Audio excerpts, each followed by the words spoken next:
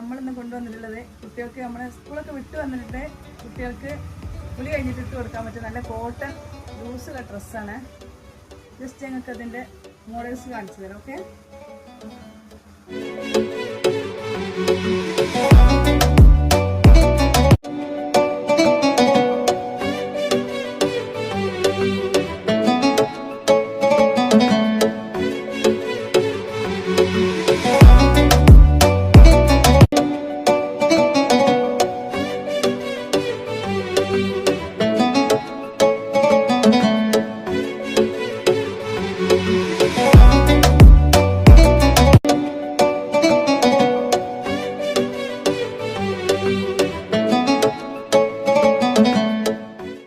ഒരുപാട് കളക്ഷൻസ് ഉണ്ട്.